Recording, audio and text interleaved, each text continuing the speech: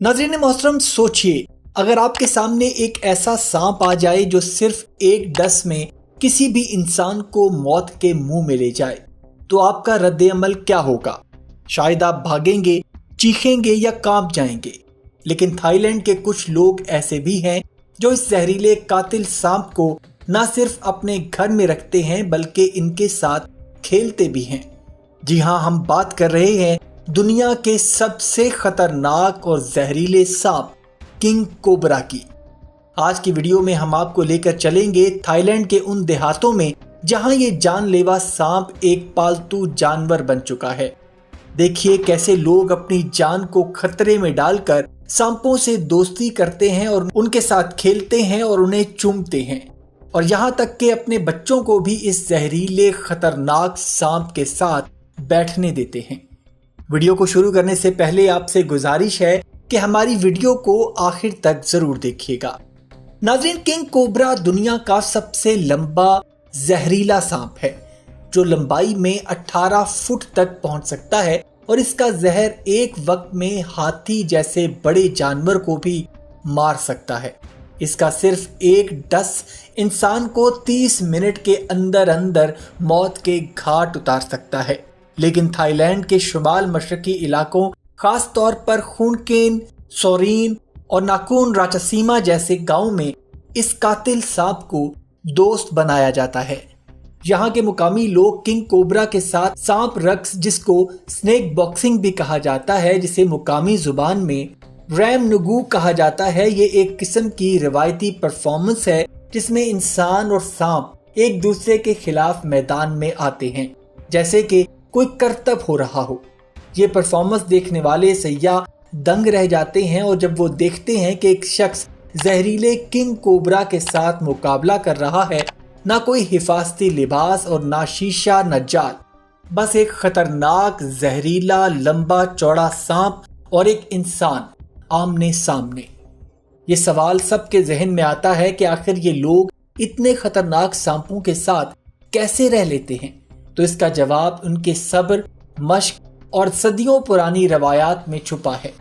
Thailand के इन इलाकों में बच्चे बचपन से ही इन सांपों के साथ रहना सीखते हैं। उन्हें सांपों की हरकत, उनके गुस्से और उनके अंदाज से वाकफियत हो जाती है। ये लोग सांपों को न सिर्फ काबू में रखना जानते हैं बल्कि इनके साथ जज्बाती ताल्लुक भी बना लेते हैं।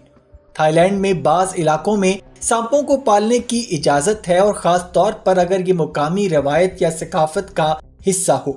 लेकिन हुकूमत ने कुछ हदूद क़यूद आयद कर रखी हैं ताकि जानवरों के साथ जुल्म ना हो और इंसानी जानों को खतरे में ना डाला जाए।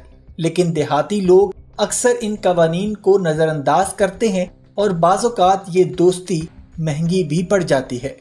जैसा कि फाई सोन नामी एक मशहूर सांप परफॉर्मर जो 25 साल से किंग कोबरा के साथ काम कर रहा था, और एक दिन परफॉर्मेंस के दौरान किंग कोबरा ने उसे गर्दन पर डस लिया।